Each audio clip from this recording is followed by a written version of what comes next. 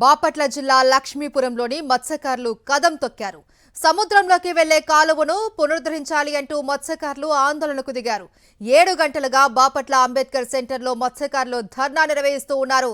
తెలుగుదేశం పార్టీకి చెందిన కొంతమంది రియల్ ఎస్టేట్ వ్యాపారులు సముద్రం లోపలికి వెళ్లే కాలువను పూర్తి చేశారు అని ఆరోపిస్తూ ఉన్నారు.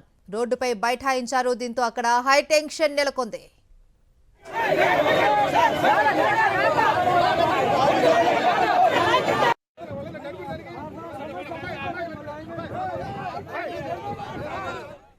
టీడీపీకి చెందిన వారు కాలువను పూర్తి చేసి వెంచర్లు వేశారంటూ 3 నెలల క్రితమే ఆందోళన చేశారు. అయితే అప్పటి కలెక్టర్ పూర్తి చేసిన కాలువను మళ్లీ పునరుద్ధరిస్తాము అని హామీ ఇవ్వడంతో మత్స్యకారులు ఆందోళనను తాత్కాలికంగా విరమించిన మత్స్యకారులు ఇంకా కాలువను పునరుద్ధరించకపోవడంతో ఇవాళ ధర్నాకు దిగారు. ప్రభుత్వం వెంటనే కాలువను పునరుద్ధరించాలి అంటూ డిమాండ్ చేస్తున్నారు. బాపట్ల జిల్లా లక్ష్మీపురంలో మత్స్యకారుల ఆందోళనకు సంబంధించి మరింత సమాచారం మా ప్రతినిధి అశోక్ అందిస్తారు. అశోక్,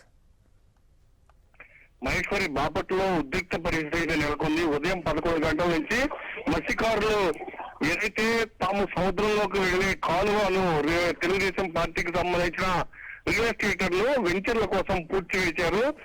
పూర్తి చేయడమే కాకుండా అక్కడ సముద్రం ముఖం ఉండేటట్టు కూడా గెస్ట్ హౌస్ ఏర్పాటు చేశారు. కృత్రిమంగా బీచ్ ఏర్పాటు చేశారు. ఆ కాలువ ఏర్పాటు చేయడం జరిగింది. దీంతో మత్స్యకారులు 3 నెలల క్రితమే ఆందోళన చేశారు.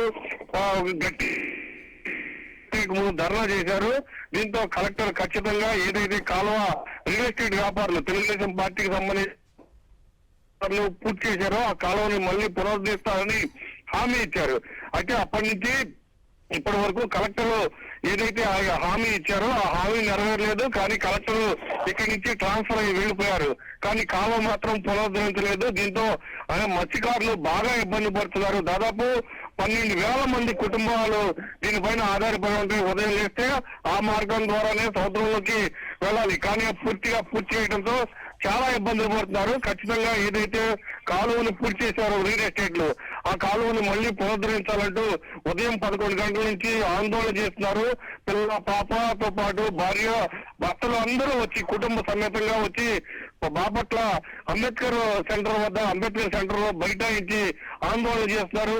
మధ్యాహ్నం భోజనం కూడా నడి రోడ్డు పైనే చేశారు. పూర్తిగా తమ సమస్య పరిష్కరించేంత వరకు తాము ఇక్కడి నుంచి కదిలే ప్రసక్తే లేదంటూ ఆందోళన కొనసాగిస్తూ ఉన్నారు. Maheshwari. Right, thank you Ashok.